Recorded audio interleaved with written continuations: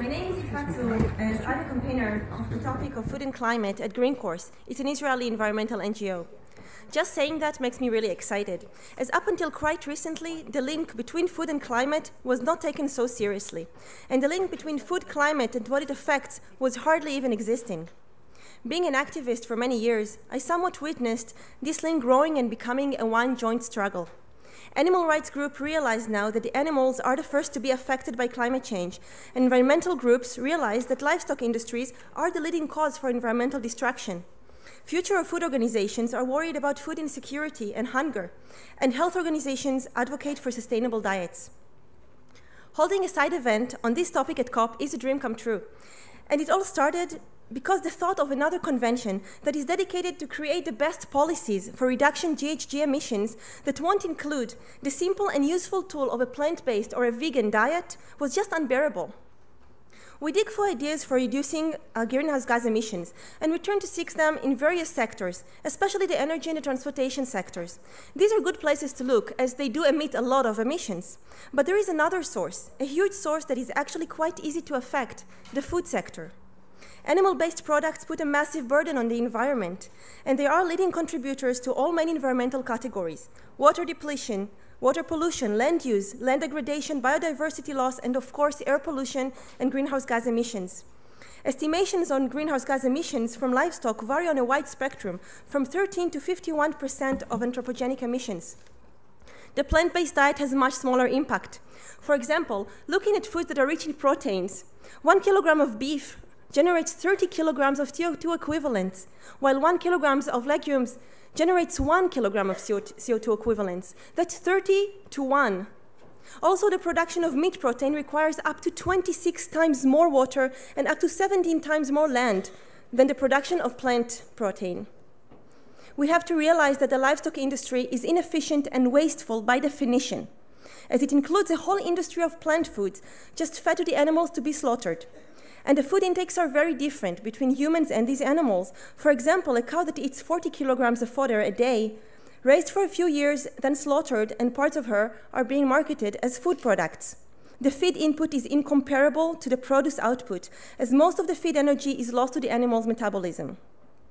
The lower in the food chain we take our food from is the more responsible and efficient way to go. Lucky for us, vegan food is delicious. And this diet also includes other important benefits. It is better for our health. Global health organizations have already stated the risk of livestock products, and this does not include only the zoonotic diseases like swine flu, avian flu, and mad cow diseases that are exclusive to this livestock production, but also the leading chronic diseases of today, such diabetic, cancer, and heart diseases that are linked to the consumption of livestock products. The health benefits here is double. Not only it would make us healthier, but it would also save loads of money for the healthcare systems. Another important benefit of a shift towards a plant-based diet is the avoidance of harming animals. The livestock industry includes billions of suffering animals. I believe most people don't like animal cruelty, yet most people choose to suppress the fact that this is a fundamental part in livestock production. It is the animals who are the real actors in our dietary choices and the ones to pay the heaviest price for food that are poor in their choices. And it is a matter of choice. The power of choice implies a need for behavior change. And yes, it does mean going into someone's plate. But what's in this plate affects all of us. Our campaign at Green Course was calling to take global warming out of these plates. Having the power to affect a topic that is as big as global warming is amazing. It's an amazing privilege. But we cannot put all the blame on the consumers, as the system has to take action, to prioritize beneficial acts and to stop supporting the harming ones. I remember the excitement around FAO's report in 2006 that pointed a clear finger to the livestock industry for its environmental impacts. It was almost obvious that the next stage would be just to shift away from these industries. But livestock production has massively increased since then. This arena at COP is the place to transfer scientific research into policy.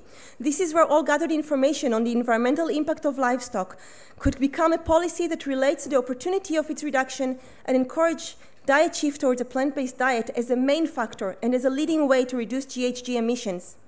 Why is that this topic is not a main topic at COP? How could it be that it is still hidden? One would assume that at least here it would be highly recognized as a key element in mitigating climate change. But hey, even here the link is broken. I noticed it already when we were looking for options for catering for this event, and I was shocked to find pastries with beef, cheese, and yogurt on the menu on a climate change convention. We do hear recently about more and more countries that took initiatives for encouraging plant-based diets. However, most initiatives are not yet implemented within the country's policy, but rather a suggestion. Various policy tools can be used here, such as using the media and the internet to increase public's familiarity with plant-based foods, building informative web pages with recipes, grocery lists, using educational commercials. Other tools could be enhancing attractive plant-based meals in public and educational institutions, supporting restaurants that offer such meals. And of course, the use of pure financial tools, such as subsidized shift and taxing of polluting goods. But let's go wild. Let's just ask the government to ban destructive industries such as the livestock industry. Climate change is a threat and a challenge, but it is also an opportunity. This is COP. This is the place to discuss the efficient and beneficial ways to lower GHG emissions. This is where the discussion must include the impact of livestock industry and the urge to lead a global diet shift towards a plant-based diet. Our event today includes the talk of our speakers, Dr. Helen Harwood, Dr. Marco Springman, Alon Shipman, Dr. Christina Tirado, and they are all researchers that research the topic of environmental impact of food systems in an interdisciplinary way that includes the health systems, ethics, habits, and sustainable diets in the eye of policy making. We're also lucky to have several members of the Israeli parliament with us, and we will hear from Yael Cohen-Paran, an environmentalist, and a member of the Israeli parliament also later on this event. I wish us all an interesting and efficient event. I'm very happy to invite Dr. Helen Harwood. Helen is a sustainable food research and specialist and the lead consultant in planet-friendly foods. Please, Helen.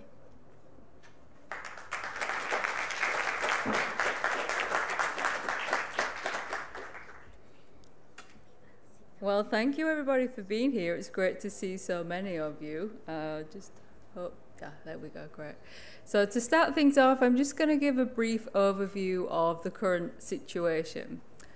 So global temperature is already above 1 degree and rising. INDCs currently take us to around 3.2 degrees by the end of this century. We know that the emissions budget for meeting the 2-degree target will actually be depleted by 2030 on our current emissions trajectory, and for the 1 degree it would actually be exceeded by 2030. So in order to become Paris compliant with our emissions, we need to peak global emissions as soon as possible. We need greater pre-2020 and pre-2030 action. And we need to reduce the pace of global temperature increase, and this involves including short-lived climate pollutants as well as a focus on long-lived climate pollutants such as carbon dioxide. We also need to reduce the dependence on unproven technology, and we know that delay in action now actually increases our dependence on these technologies in the longer term.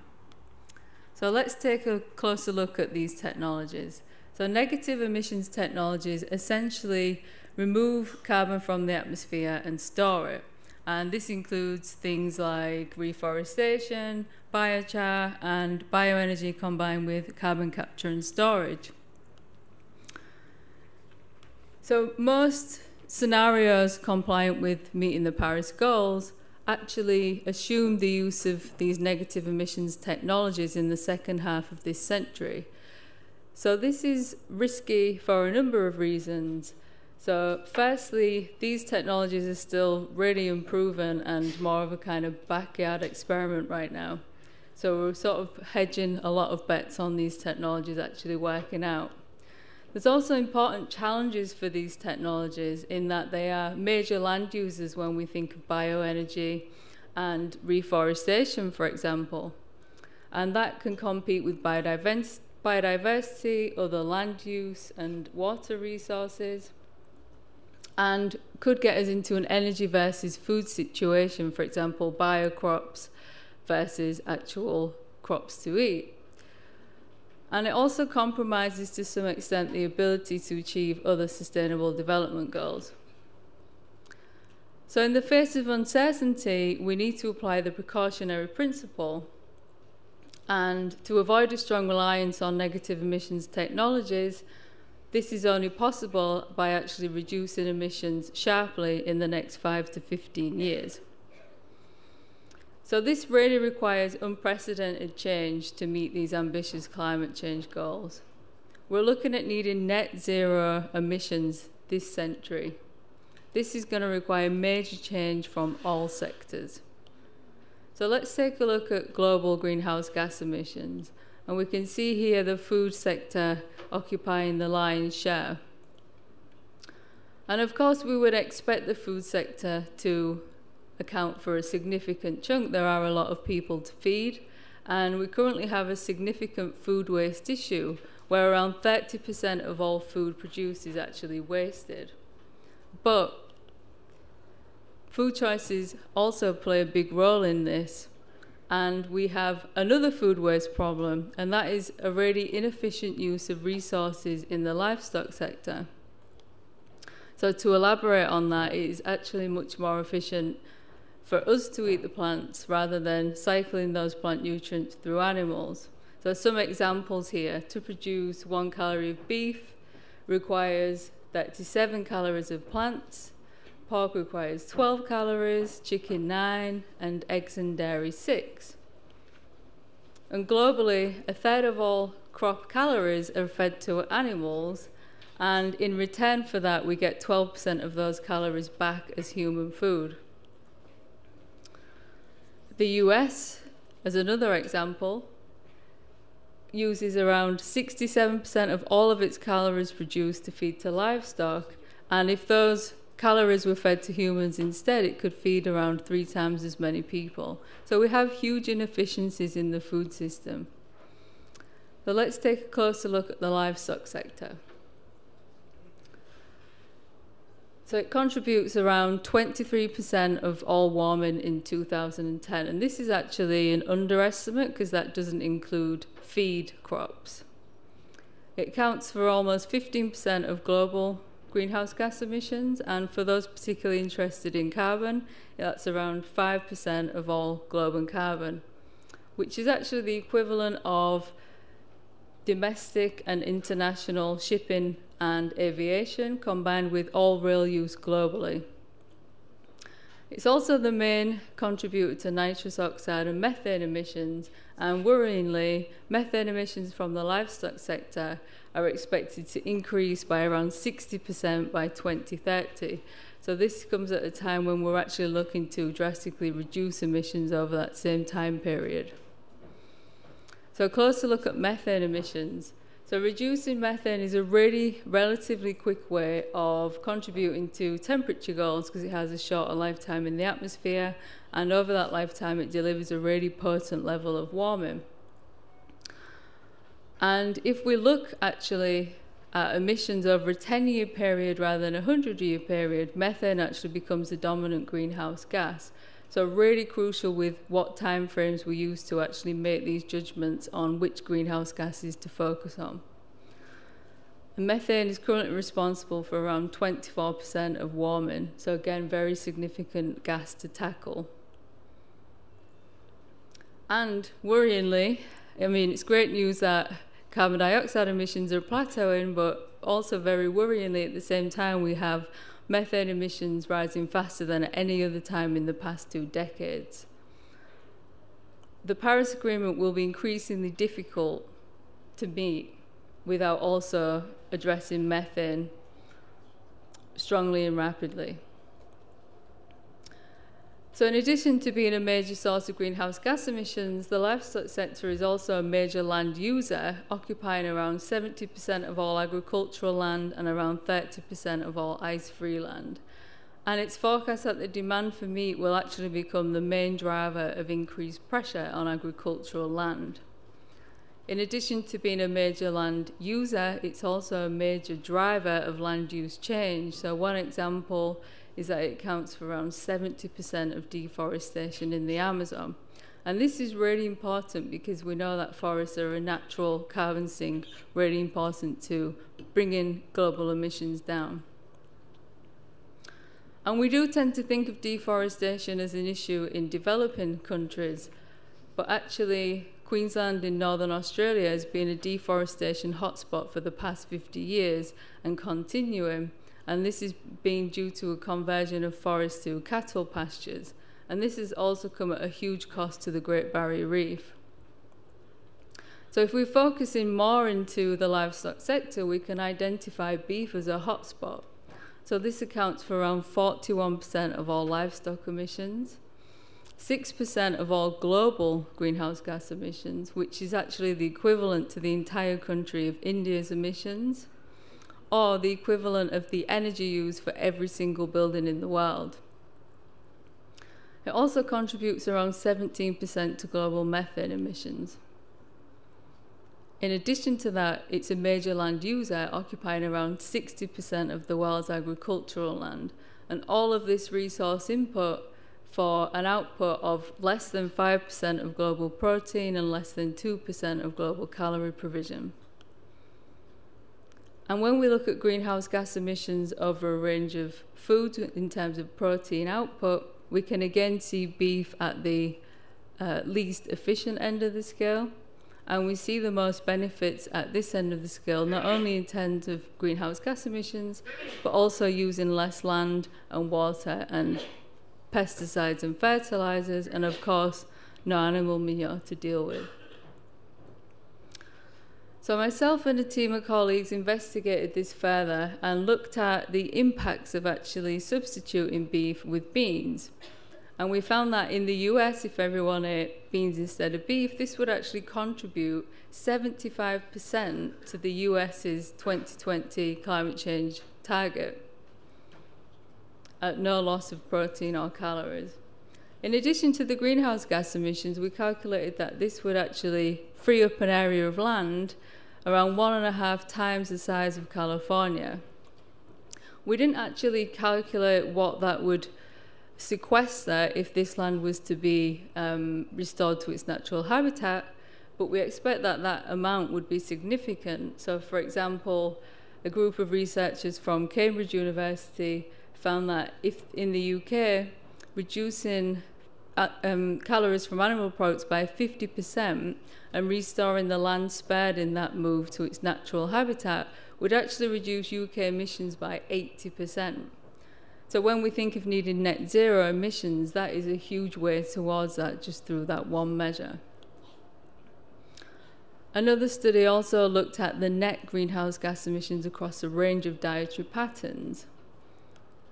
And what they identified was that a completely plant-based diet was actually able to be a net negative emitter. And this is really important when we think of carbon budgets and freeing up some, basically providing flexibility for other sectors that might not find it so easy to reduce in the shorter term.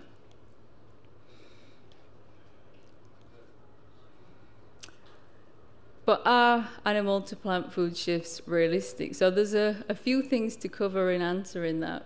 So first of all, if we fast forward to the new year, we will see the second edition of the Scientists' Warning to Humanity. So let's just overlook the fact that this is the second notice, and from the last time they told us about this 25 years ago, we've essentially done nothing. Let's focus instead on the fact that one of the key measures they put forward to achieving sustainability is plant-based, a shift towards plant-based foods. So this statement was signed in agreement by over 15,000 scientists globally. There's also an increase in awareness among society. So the first picture there, we see ProVeg International right here at COP23 delivering a petition to the German Secretary of Environment. And this was calling for livestock to basically be included in the climate change agenda. And this was signed by over 66,000 people in a really quite a short amount of time. And the other picture is from the People's Climate Change March in New York. And one of the main messages coming out from that was that plant-based diets was definitely a key factor to be included in climate change mitigation. And we also know that education is really important in this. So we know that where there's a higher level of awareness of the environmental impact of animal products, there's also a higher willingness to take action, or a higher level of having already taken action to reduce, versus having a lower level of awareness. We can also expect innovation in the food sector to actually deliver low carbon alternatives to animal proteins, and in fact this is already happening. So this is an Impossible burger which is made to look and taste like meat but is actually made entirely from plants. And also we need to remember that plant-based options can provide variety, nutrition and delicious flavors, and there's really no hardship in plant-based meals. And we need to consider the broad appeal of these kinds of policies. So not only could they be instituted at the state level, but also non-state actors and publics. And we could also consider allocating climate fund to enable the shift in production from animals to plants. And there's also a really big opportunity here for joined-up policy making, given the wide range of co-benefits of reducing the livestock sector. And as with anything, when we're considering feasibility of doing something, we also have to look at the feasibility of not doing something.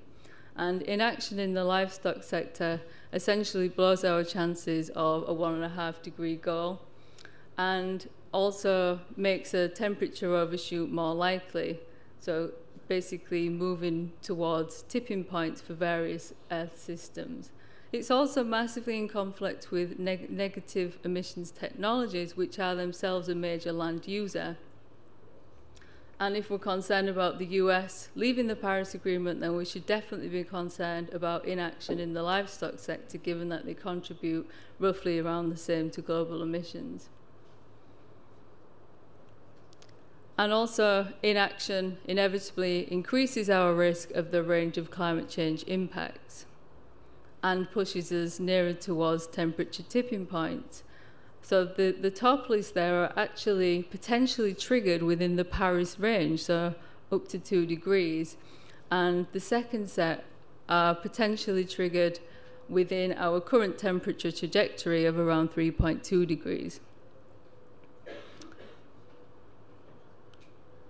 So to wrap up, animal agriculture is a leading cause of climate change and is forecast to continue growing.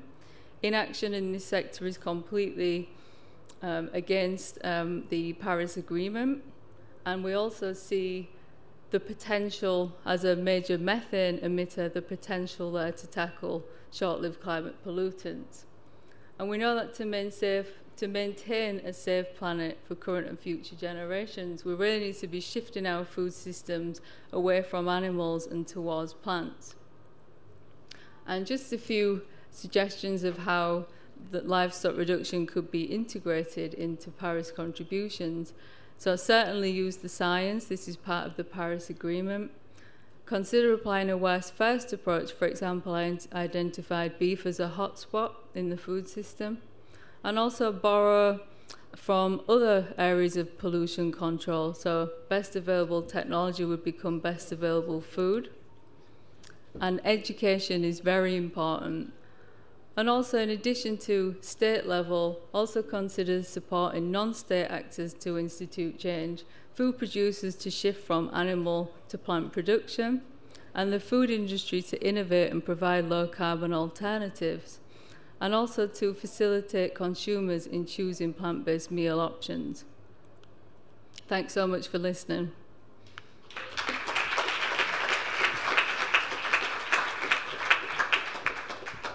Thank you.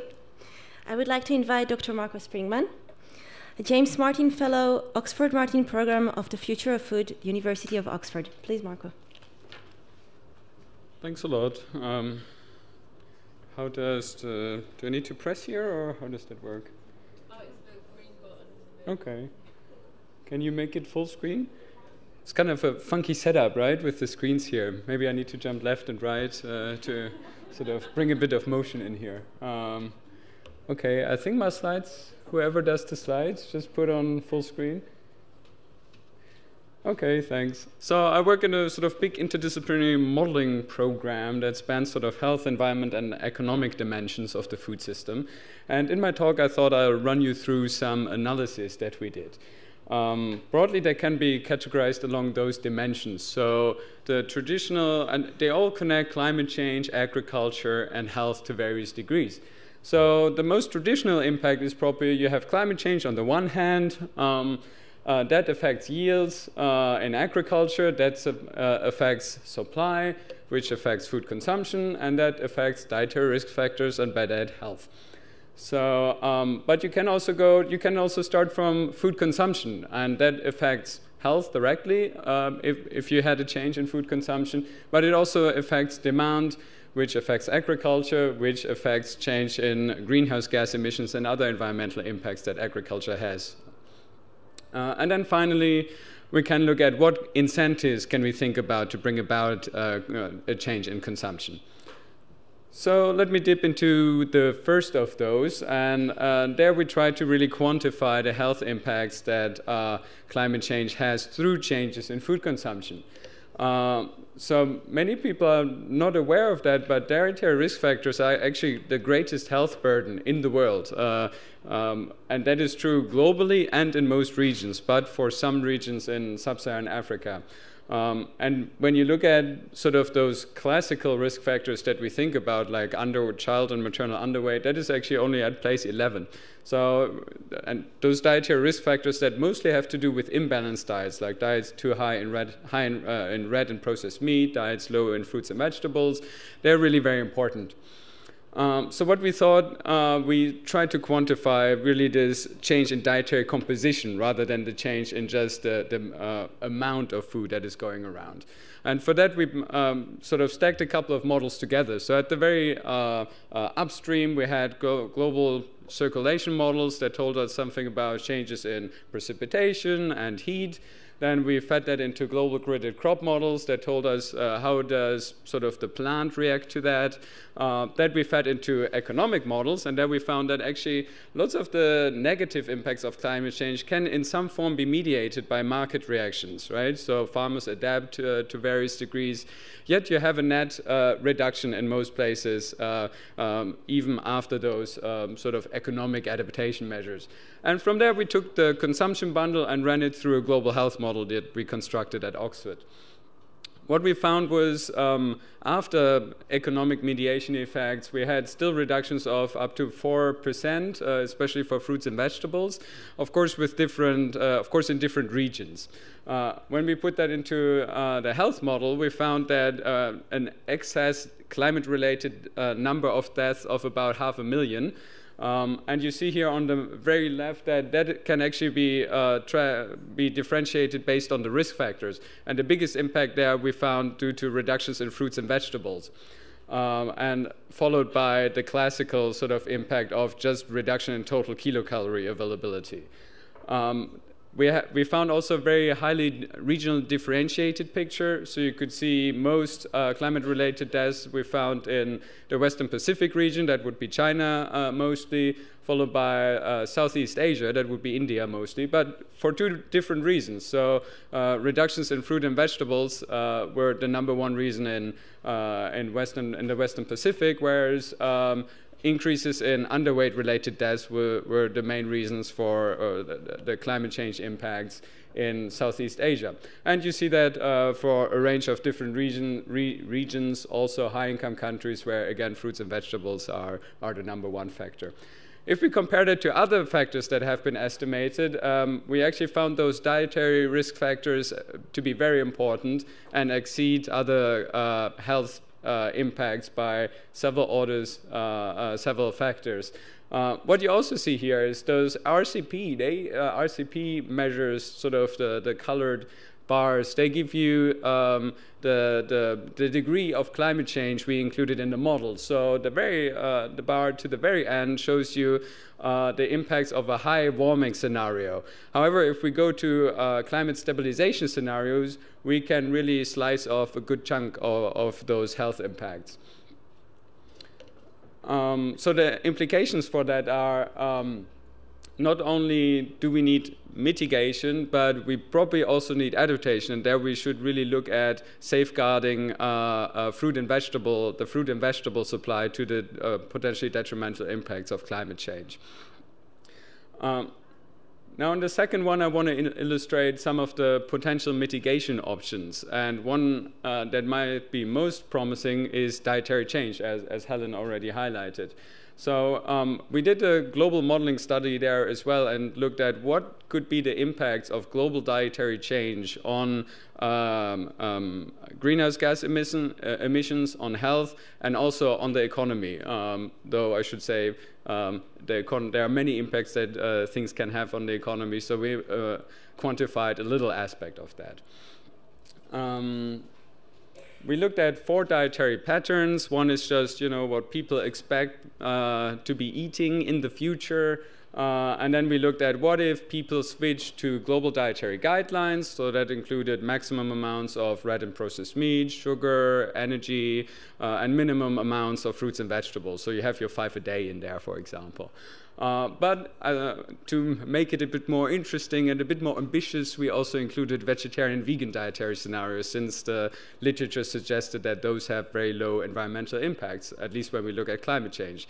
So first, looking at the health impacts, we actually saw that if we project diets into the future, less than half of all regions are projected to meet even those sort of fairly lax dietary guidelines on fruit and vegetables, red meat, sugar, and energy intake. So current and projected diets are far away from being healthy, right?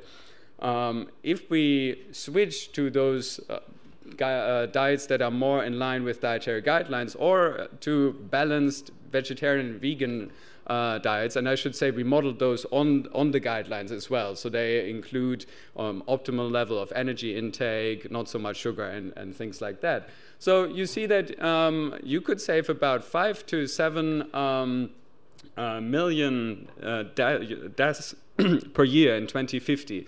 And those primarily come due to the fact that changes in those risk factors have impacts on your likelihood of getting stroke, your likelihood of getting coronary heart disease, type 2 diabetes, and several cancers, right? So, and this shows you sort of the aggregate impact. And you see that half of the impacts, maybe it's a bit hard to see, but the red bar basically shows you the health benefit that comes from reducing meat consumption, okay? What you there also see is, again, it differs by region. So the greatest absolute health benefit you get, again, in East Asia, and there it's mostly due to reductions in red meat. In South Asia is mostly increases in fruit and vegetables, so it's, again, a differentiated picture there. But the greatest per capita, per person benefits you actually get in high-income countries, because we eat a fairly crap diet at the moment. Well, this is the picture, the environmental picture, and this has been stressed already by Helen, but it shows you again the seriousness really of the situation. So we project that up to 2050 emissions would increase by 50%, most of it due to red meat, increases in red meat in mostly middle-income countries, actually. That we could reduce almost back to the baseline if we switch to sort of healthy dietary eating habits, and even further so if we went to more vegetarian and vegan dietary patterns. What is interesting here, and you might not be able to see that so well actually on those small little screens. I thought we had like a big theater here, you know, IMAX technology or something. But so what you see is there are some percentages, and those percentages show you what is the proportion of food-related greenhouse gas emissions to all greenhouse gas emissions. And you see that in the baseline from 16%, it goes up to over 50%. So half of the global emissions budget, actually, that we have in 2050, that is what that number says, would be due to food-related emissions, which wouldn't give us a high probability, I would say, to actually meet the Paris Agreement and the 2-degree target. that goes down somewhat to, I think, sort of roughly 30%, if I see that right from here, which is still double than in the baseline. So if we wanted the food sector to play an equitable part in reducing greenhouse gas emissions in line with other sectors, then we actually would need to go to more plant-based dietary patterns. And I should say we took into account feasible technical changes there. So that shows you we really need to think creatively about changes in technology and changes in diets to actually meet or to have a proper contribution of the food sector to the 2-degree target. Maybe I should only mention here, in the interest of time, all those dietary patterns, they have, of course, benefits, and they have also costs associated with those. The benefits that I'm probably clear in a most straightforward way is if less people get certain diseases and die from them, you need to pay less in healthcare expenditure. And we tried to quantify that and found a value that reached up to $1 trillion in 2050. Sounds a lot, is also a lot if you express this in global GDP in that year. That goes up to 3%. If you used other valuation techniques, for example, the value of statistical life, which is a measure of how much would an individual pay to have a lower risk of dying at the job, for example, and you sort of add that all together and you come up with a value of statistical life. So it's sort of a societal preference for being healthier in a way, or less likely to die. And if you use that, you actually go up to over 10% of global GDP in all those changes. So briefly now, how can we actually get there, right? And there are several things we can think about, including sort of provision of information, labeling and all that. But lots of behavioral research has shown that that might not be tremendously effective on its own. So lots of public health research suggests that we really have to change the whole food system. And part of that change could also be fairly strong measures like extending actually greenhouse gas taxes to food commodities. Lots of people talk about that in the energy field. However, in the food system, it has been largely an untouched topic, right?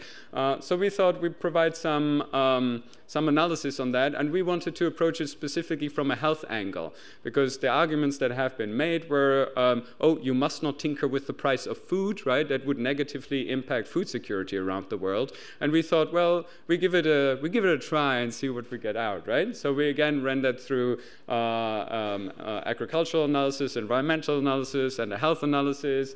And not surprisingly, if you sort of try to price in the future climate damages of foods, the highest taxes you would levy on ruminant meats, right? So that just agrees very well with the magnitude of impacts there. What we estimated is that in order to basically incorporate the social cost of carbon, and this is now for 2020, beef should be globally about 40% more expensive. And that would result in a reduction in consumption somewhat a bit over 10%. So it's not like tremendously sensitive to price changes, because lots of people in high-income countries, well, if your steak costs a little bit more, you might still choose to consume it most of the time, but maybe at the margin you change a little bit. And that at the margin is about up to half a portion per week, okay? In some very high meat-consuming countries, could be 1 portion a week. What would that do to emissions? Well, it would actually reduce emissions by about 1 gigaton. So that's more than global aviation currently and projected to be in 2020. So it's quite sizable. However, what about the health impacts? And there we get a bit into trouble, right? You see in high-income countries, always a no-brainer, right? You get environmental benefits, health benefits. However, in places like India, where still a lot of people are basically go hungry, there it might be a bit of a problem, because you reduce the amount of energy available, or you reduce the spending power on foods, and thereby reduce the energy intake. So we ran our analysis through, we devised like 15 different scenarios, and those would reduce the tax on food groups down really to, in the most restrictive case, only beef, right? But we had sort of lots of different gradients in there. And we ran all those scenarios through 2 variants. So in one, we would give back the revenues to the consumer, and you can imagine that that could be done through sort of tax breaks and other taxes, or some other subsidies of sorts. And in the second variant, we used the revenues collected on food to basically for health promotion purposes. And the specific measure we looked at there was to subsidize fruit and vegetable consumption, since that has demonstrable health benefits and might also improve sort of food systems in a sustainable way, so to say. So if we did that, you see here on the slide that the negative health impacts go down the more restrictive you get with your tax base, and it goes sort of stepwise down the more basically compensation mechanisms you put in. If we sort of found the one tax design among the 15 in every country that would yield the least impact or the greatest health benefit, you can see at the very right, you don't see anything. So you basically get rid of the negative health impacts. And you actually, again, end up with a significant, I guess you can say, health benefit due to health promotion measures there. So you go from a naive tax scenario that lots of people sort of bring up to a health-sensitive one where you don't run into those into troubling territory for food security. The nice thing is that because this optimal tax scenario is in many countries actually a tax scenario where you do tax all food groups and you use those revenues for subsidizing health promotion programs. Therefore, you still have a fairly high tax base. So only in very low income countries you would go down, for example, to that only taxing beef scenario. Because you do that, also the health benefits are not impacted so much. So what you see on the very right is you still have a reduction of about 1 gigaton. So you don't lose that part. So I think I mentioned most of the things. Yeah, I guess I hope that provided you with some food for thought, and I'm looking forward to the discussion afterwards. Thank you.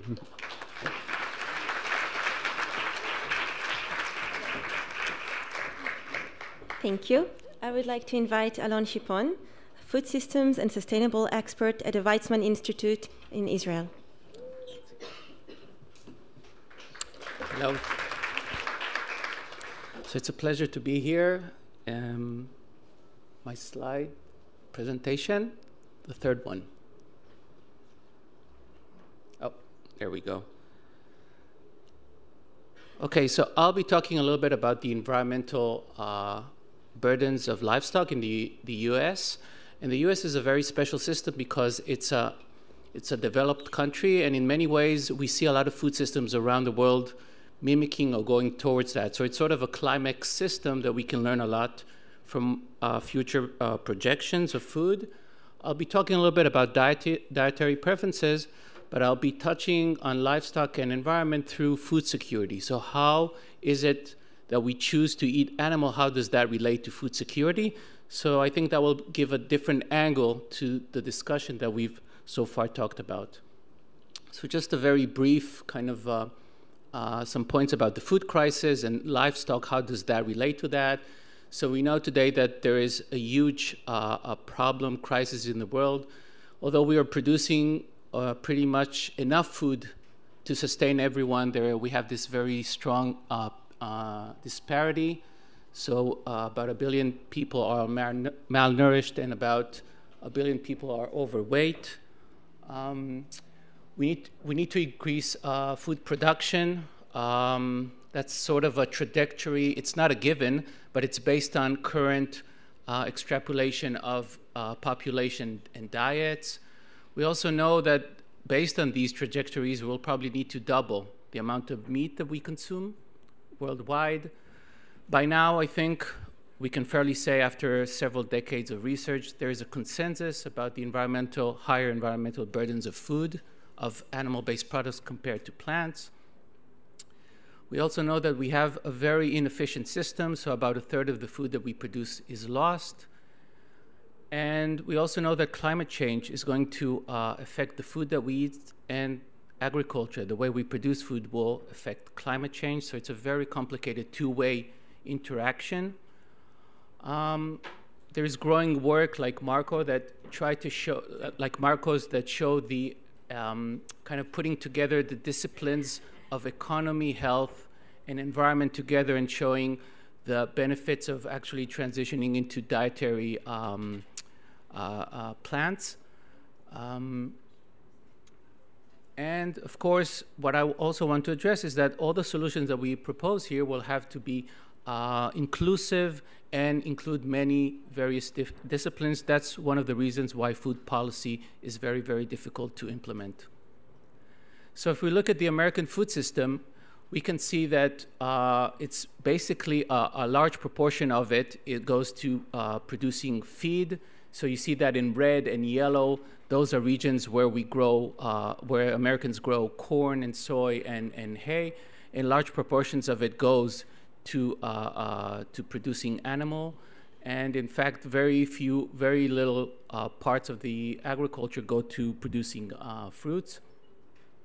When we did an analysis of the environmental burdens of livestock per 1,000 calories, we've seen that for the 5 major livestock that are consumed in the United States, we see that from a land perspective, beef is the dominant per 1,000 calories, even though most of its land is pasture land, which you see in diagonal white lines there.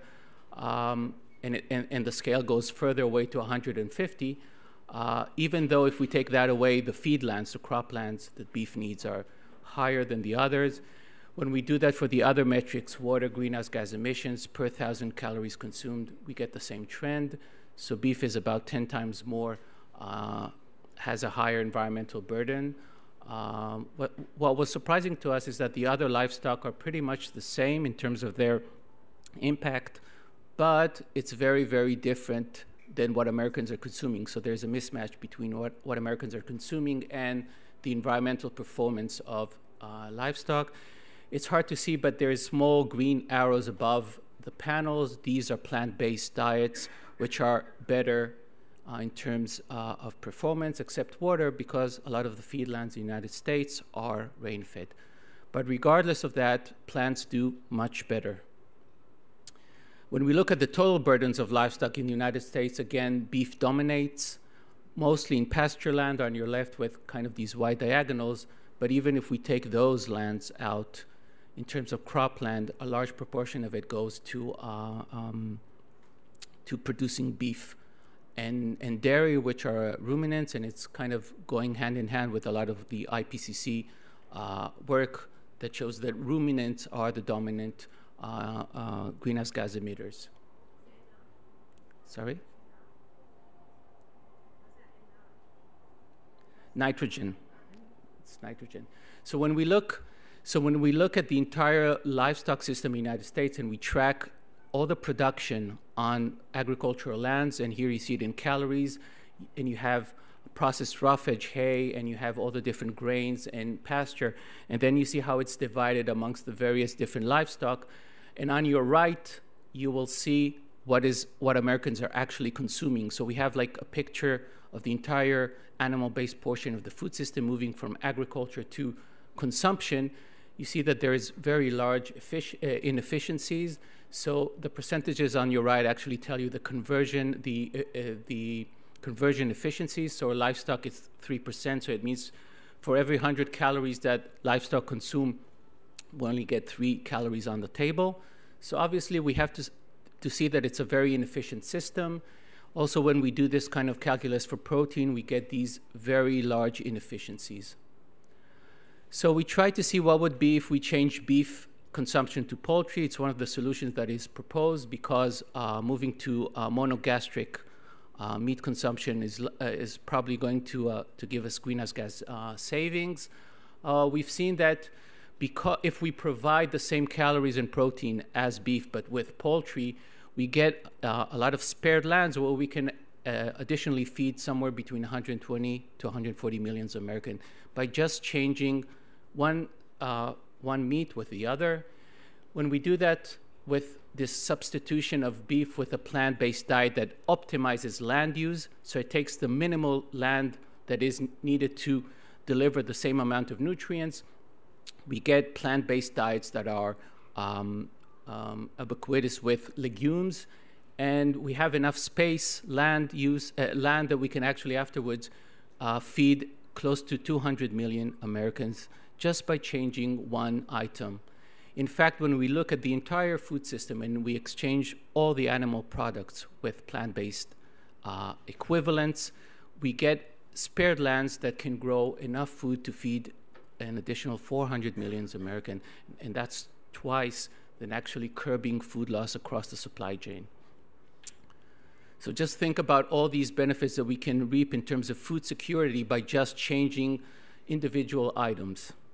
So just to close my talk, I just wanted to summarize some of the points that I made and also look maybe, and that's probably to the debate or the discussion we'll have later about policy and effective tools. So we have to recognize what the UN, WHO talks about healthy diets. These are plant-based diets. We have to recognize the majority of the food that we should be eating are plant-based. So we should have this health perspective at the back of our minds. All the research that comes out in the last several years shows again and again that we will have to make changes both at the supply and demand. So it means we will have to change agricultural practices, and at the same time we will need to change the diets in order to meet all these targets of greenhouse gas emissions, of food security. So it's this kind of broad looking at things actually means that the food policies to meet and mitigate all these problems will have to be very inclusive, both at the agricultural level and both at the consumer level. We would have to make large changes in agriculture. The industrial agriculture model is very problematic, although it supplies a lot of food. It has a lot of environmental burdens associated with it. So some ideas talk about sustainable intensification, so it means producing more than what we have currently, cutting a loss, increasing yield. But I'm not sure that this model will definitely mitigate the large greenhouse gas emissions associated with food. Another model talks about using leftovers. The leftover stream model talks about using using pasture lands to grow ruminants, and then turning all croplands to produce food. And with all the leftover and wastage and byproducts and co-products, we can use that to feed animals. This kind of model shows that there will not be any mitigation in terms of greenhouse gas emissions. We can produce a lot amount of protein, but in terms of climate change, we will not see a very big change. The model that I think we would need to move into is more switching towards what we call agroecology, and that is changing the way agriculture is produced. And in terms of that, we are talking about systems that produce polycultures of vegetables and mimic biological ecological systems, and these systems become from a source of greenhouse gas emissions to a sink. And I think that these thinking should be more integrated in the way we think about future food systems. I've showed that beef has higher environmental burdens than the other livestock, so we should be addressing beef as a first priority. Another important question that we haven't talked about is that there is a big difference between livestock in developed and developing countries. In developing countries, livestock have a different role. They are consumed in less, and they are more, have a different cultural and food security role, and we should address that, understanding their importance. And that's a very, very big difference compared to livestock systems in developed countries. I've showed that these dietary shifts can actually have large mitigation effects, but also can produce a lot more food to meet some of the challenges of feeding the world. And it's also important to understand that there's a very long way to go in terms of how do we actually do these dietary shifts, and how there's still a lot of research and interdisciplinary research required to understand that. Last slide, some ideas. So again, in terms of policy, we would need to write down policies that address agricultural policies towards agroecology, regulation, market-based instruments like Marco was talking, taxes, and maybe labels in some ways, although they are not always effective.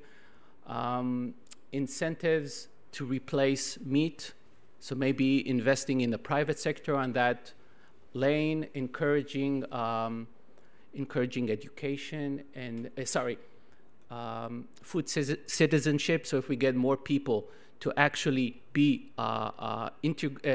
thinking of solution, part of what we call food democracy. People are not just recipients of food, but they also change the food system. We're likely to see very large changes when people understand where their food comes from. And I'm a believer that if people understand where their food comes from, we could have very large changes, education and food programs, and of course changes at the consumer level that maybe we can talk more afterwards in how to actually change people's diet and the way they decide on what to eat. Last slide, just to acknowledge my work and my colleagues in Weizmann and in the United States, and also the Israeli Forum for Sustainable Nutrition. It's an NGO that I'm part of that wants to transform the food system in Israel towards a sustainable future. Thanks very much.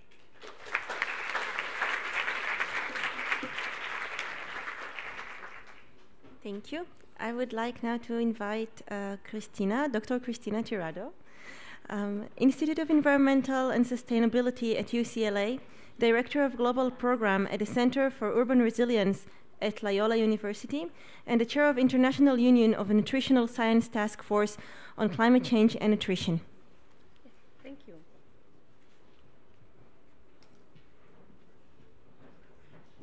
Yeah, thank you. Thank you so much for the introduction. First, I wanted to congratulate the co-organizers for this initiative, because I think this is the very first event that has been totally dedicated to this topic. So this is really an achievement here around the UNFCCC work. I am not going to go into all the system of how climate change impacts our food systems and vice versa, because this, all the science has been already discussed and we have all the evidences. So what I am going to focus is on how these issues can be and have been addressed into the agenda of the UNFCCC. And the first time that the issue of nutrition, at least nutrition, was addressed within the UNFCCC agenda was when we thought that the treaty was going to be signed in Copenhagen. And it was a group that was led by the UN Standing Committee of Nutrition. There was a group supported by Action Against Hunger. I think they were FAO, WHO, several UN agencies that were caring about how climate change was impacting nutrition. So through the years, several groups, we have been working on trying to include or to address at least in the agenda the food security aspects of the impacts of climate change. And still the treaty is just referring to the impacts on food production, not even in food security. So nutrition is an aspect that we have not achieved to include in the agenda. And we thought that it could have gone through the agenda of agriculture, but it's been very challenging. So the way that we have been addressing this has been through the health co-benefits. And in fact, if you pay attention of what the treaty is focusing and talking now, there is a section in which the treaty is focusing and highlighting the importance of giving priority to mitigation strategies that look into co-benefits to health. At the same time, just a year before, if you recall the health chapter of the IPCC, the health chapter has highlighted 4 ways of reducing emissions having health co-benefits. One of them was related to energy, clean energy, and the co-benefits to health. And there are plenty of scientific evidences as well, as the colleagues presented today. The second one was related to the co-benefits of having more active transport and all the measured co-benefits of active transport. The third point was the reduction of meat intake in industrialized and high meat consumer countries. And the fourth point was the co-benefits of spacing births, or using voluntary family planning, but promoting this with the co-benefit of spacing births and saving lives of mothers and children. So these are the 4 entry points that the health sector has been mainstreaming and how they have linked this to the Paris Treaty. How we are now with the different instruments that we have in the UNFCCC. For example, if we have done an analysis of how nutrition was, or if it was, addressed in the National Adaptation Programs of Action, the NAPAs, because the NAPs, the National Adaptation Plans, they are still in process of development. So we are presenting now the results of the NAPAs. And we saw that nutrition was addressed only in 29% of the countries that have an APA, okay?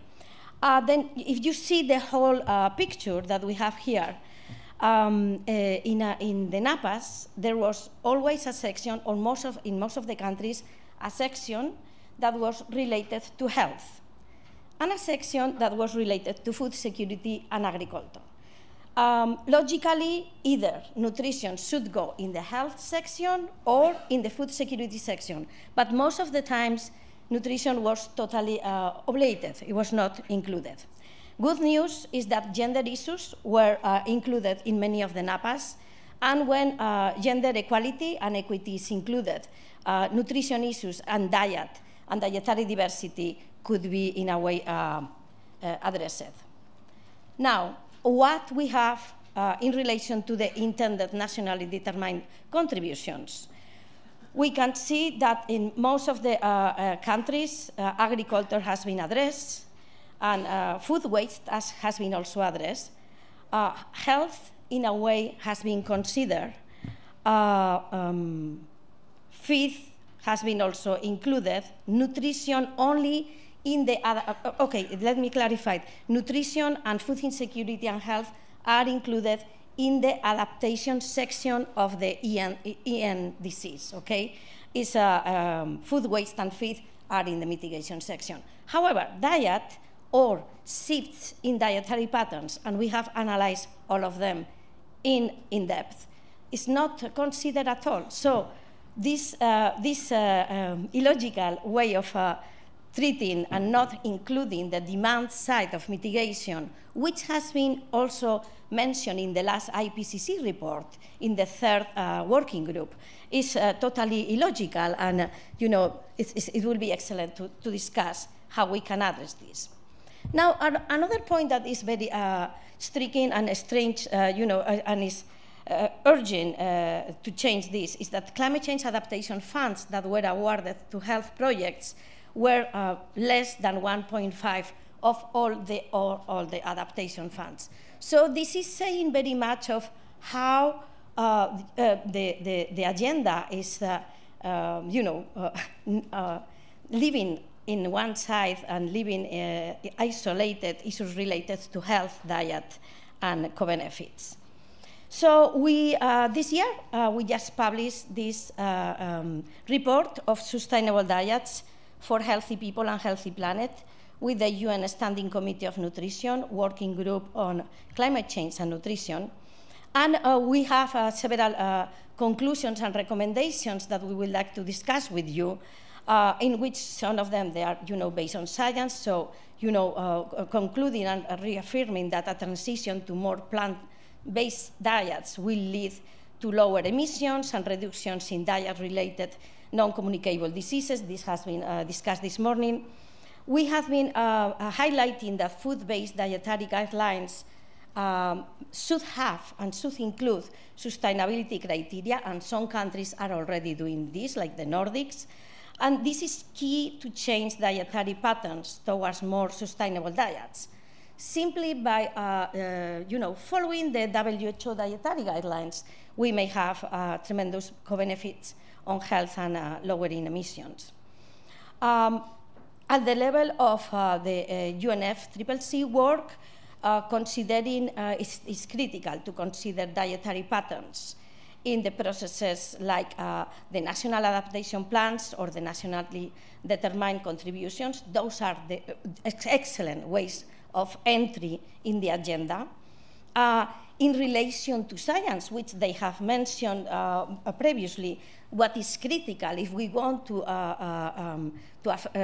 implement something and to affect the agenda, we have to bring these studies to the Intergovernmental Panel of Climate Change. So this is the way to go. We have different countries have to promote their scientists and to promote these studies within the next IPCC report.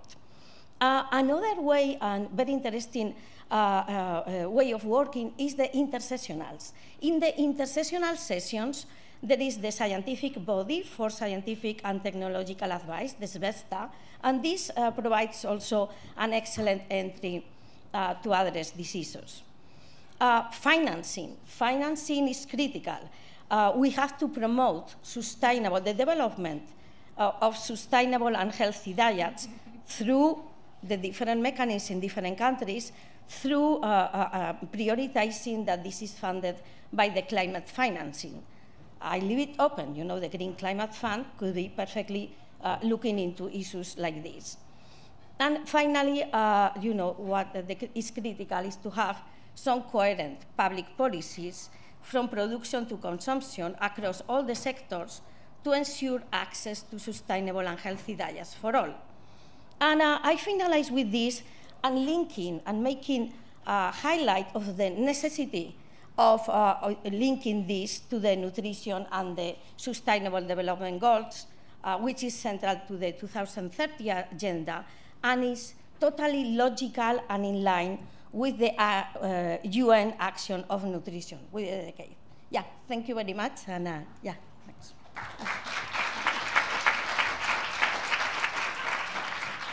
Thank you. I would now like to invite Yael Cohen-Paran. She's a member of the Israeli Parliament and a great promoter of environmental topics in the policy-making arena.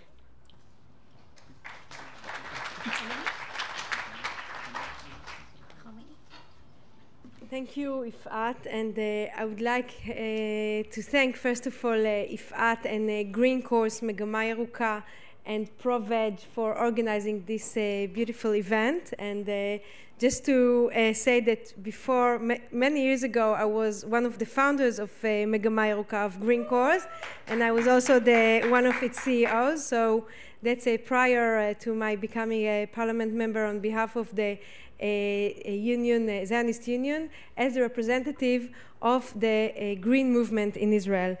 So I really would like also to congratulate and welcome the Israeli delegation and the Knesset delegation.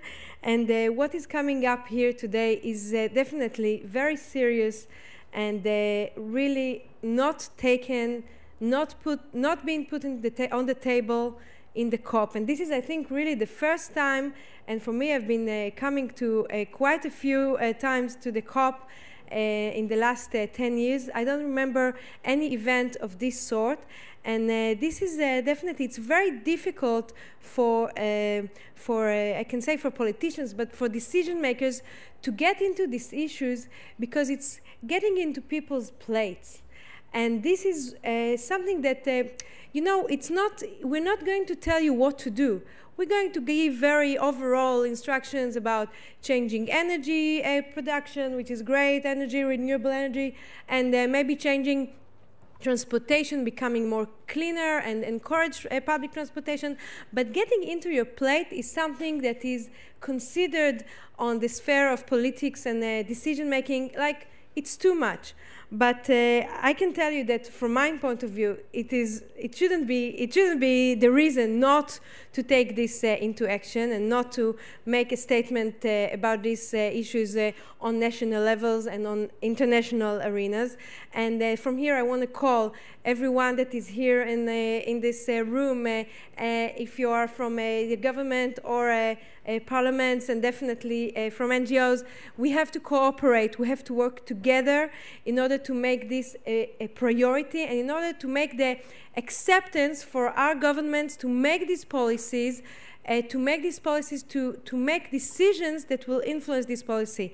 And one issue that was brought up here, like an idea of taxing, and definitely, if you look at how the energy, we are talking about externalities, right, in energy markets and externalities of coal, of oil. So there is also externalities in the food business, and especially from industrial livestock and beef.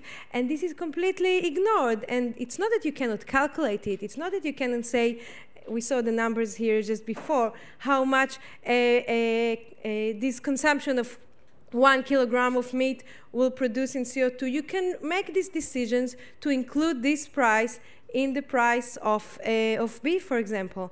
Now, I want to point out something in addition. I am head of a subcommittee in the Knesset, in the parliament, that is dealing with reviewing how the Israeli government is following up with the climate commitments with the Paris Agreement. Now, we had discussions about 8 or 9 months ago about food and climate. And it's not that it was common, it was also the first time this was brought up in the Knesset. And one of the issues was in the Israeli action plan that was applied to the convention, agriculture got a very, very small, almost was neglected, but I wouldn't say neglect completely.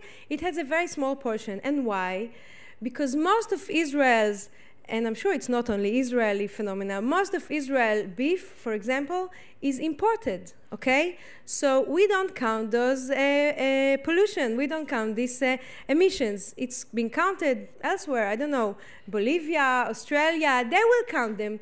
We are the consumer. We don't need to count them. Now, I think this is an international problem, and this is causing even there is no need to change policy because we are not influenced by this policy. Okay, people can eat as much meat as they like. We are not accountable for this meat pollution, for this meat emission. And this is, you can come and say it's relevant to all consumption for all kinds of goods that are being produced elsewhere and imported. But I think that meat is a special product. And I cannot sign the numbers, but I'm sure if we will do some calculations, it is quite highly, relatively higher than other products, and especially you consume it, if you consume it, I don't, you consume it daily, on a daily basis, or on a bi-daily basis. And this is something that is bringing up the need to look differently at the way the global decisions, the global international commitments on how we count the CO2 emissions, not only by what is produced and being emitted in the country we are representing, let's say in Israel, but elsewhere that we consume. And this is something that we should take to the global agenda, and I'm happy to take this on if you join me. And thank you very much, and I really congratulate everybody for organizing this event. Thank you. Thank you very much, Yael. And now I would just like to invite Jimmy Pearson, my colleague from ProVeg, to host the section of the Q&A. Please, Jimmy. Hi, everyone. Thanks, Aoife. Yes, I'm from an organisation called ProVeg International, and we've co-organised this side event. And we have about 7 minutes for questions. We were hoping for a little bit more. But what we do have is another meeting room 8, at 3 o'clock, for anyone who doesn't get their voice heard but still wants to ask a few questions and to extend the discussion. So we'll be there along with the experts to chat to you at 3 o'clock. So this is your chance to put your questions to our experts. Feel free to direct a question to one specific panellist or to the panel as a whole. And because we're limited for time, if you can do your best to try and keep the question short and the answers succinct as well, that would be great. And if we could have any practical solution-oriented questions, that would be wonderful as well. Right, first question would come, gentleman at the very back with the dark top on. I think one of my colleagues will be walking around with a microphone. Should be on. All right. Thanks. Shall I stand? My name is Peter Tever. I'm a journalist based in Brussels, working for EU Observer. And I just want to... If you look at the canteen here, the vegetarian meal is about €6 and the meat meal is about €3.50. This is at the UNFCCC, right? So if you take that into account, and we are here in the European Union where we have very little policies on that, do you see, I mean, do you have any reason for optimism at all that this is going to be addressed? Because I don't. You're all here tiptoeing about this problem where if somebody just mentions the word coal out there, they're being lynched. But if they talk about meat, it's fine. Why is that? And how can you change that? And how can the European Union, for example, change that? Who'd like to address that one?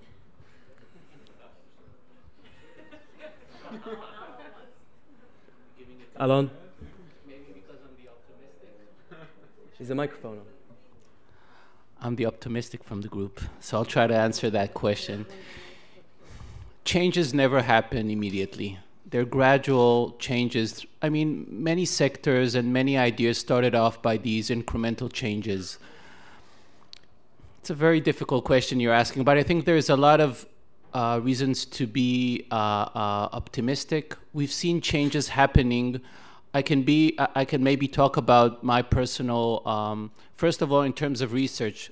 In the last decade or so, there's a lot of research coming out that shows more and more of the issues that we're addressing. Because I also work a lot in the civil society. I see a lot of changes happening in Israel and worldwide. So it's going to be gradual, unfortunately. I don't think that this will happen overnight, but this event and more to come will maybe shift the perspective of people and agencies around the world. Maybe that's the best optimistic that I could be at this point. Thanks, Alon. This person here with the grey and white on, please.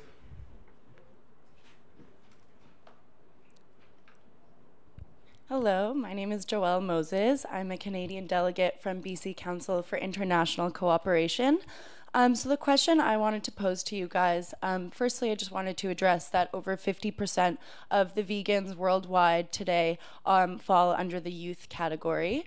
And with that, young people are majorly left out of formal negotiations at COP. So my question to you is, how can young people be empowered to bring these items to the agenda in the international arena of politics?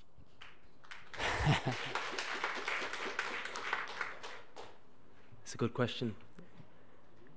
Christina? Yeah, thank you so much for your question. In fact, I was very impressed the other day. I work with young groups, with the International Federation of Medical Students and other young groups that are working in different issues. And they have an amazing report that, I could share with you the place where you can download it. But I was impressed. They are present. I mean, they are engaged. You don't think that they are in another planet. They are here. They are everywhere. And they have a report where you were seeing the statistics by age, and everything was like a different, like a huge peak in the histogram for millennials, or younger than millennials. They were high schoolers, excuse me. They were not millennials. They were even younger. They were high schoolers. And it was completely different, the point of view that they have from this world. And it was the only The only issue that they were not willing to give up was travel, you know? But the rest, you know, like being a vegan or vegetarian, it was totally different than the rest of the generation, so, and age groups. So I think that they're really active and represented. Thank you. Marco, do you want to come in? Yeah, just a brief comment. I think it's also important to keep in mind, like, change really happens on a local level, right? And I think if we sort of go to our local canteens, workplaces where we eat, or schools where we eat, and we sort of really put some pressure on getting a more sustainable food supply and a more sustainable menu, really, I think we can actually affect something from the ground up. And briefly to that sort of question earlier, I mean, if you look just at the statistics, right? I mean, vegan diets just from ingredients are like 20–30% cheaper, right? So it's really a thing of sort of the small number of suppliers that it's still at this high level.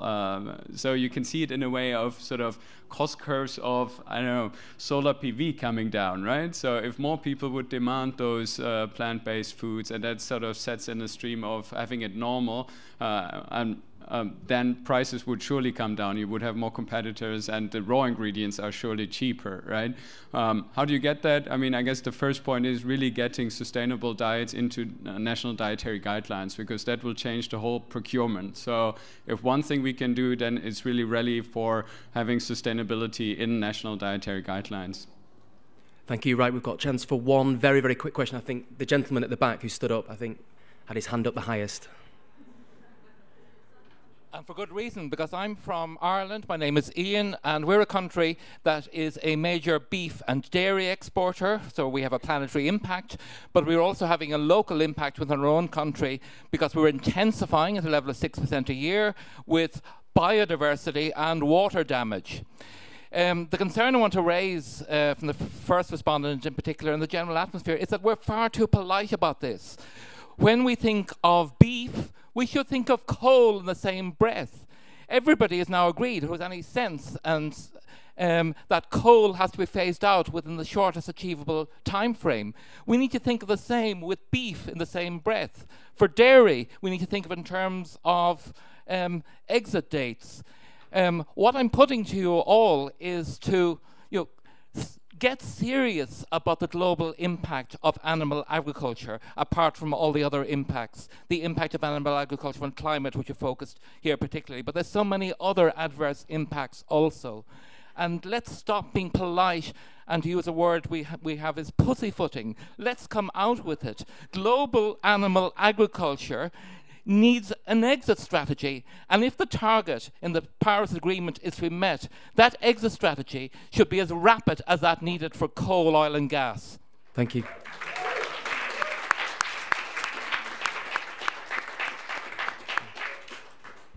If we could just have a very quick response from that if you want to, otherwise we'll move on to a closing. Yeah, just that was a great comment, completely agree, and I really love the exit strategy idea. Let's do that.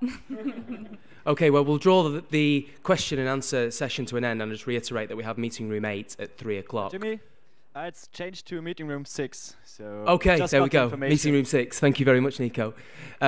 Okay, well, I'll bring this session to a close now, and I'd like to extend our gratitude to our expert speakers. Thank you for your knowledge and insight, which are invaluable.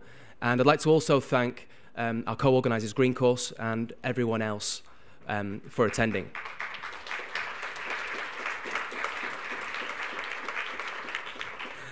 Just before you go, I'll just say a couple more words just to wrap up.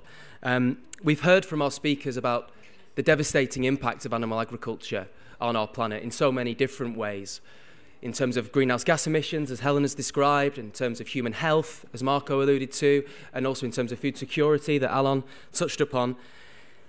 And we've also heard that animal agriculture is being ignored at a policy level and from the climate agenda. And this is despite animal agriculture being responsible for more greenhouse gas emissions than the transport sector. But the good news is that this represents a huge opportunity. Let's go away with that message that livestock represents a huge opportunity for climate mitigation. Not just in the long term, but in the short term. This is an area in which we can make significant emission savings fast. We've also heard from Helen about the severe consequences of inaction on climate emissions, and we've heard some suggestions for policy solutions in terms of taxation from Marco. And at ProVeg International, we're working on a solution of our own. We're working to set climate targets for the livestock sector to bring it in line with the Paris Agreement, and that's going to. These targets are going to be based on the consensus opinion of 75 of the world's leading climate experts and scientists, and the targets will relate to 2020 and 2025, and we're very happy to talk to anyone after this session or in the meeting room later about this kind of work. Yeah, and I'll just say thank you everyone else for coming, and hopefully speak to some of you later on at 3 o'clock.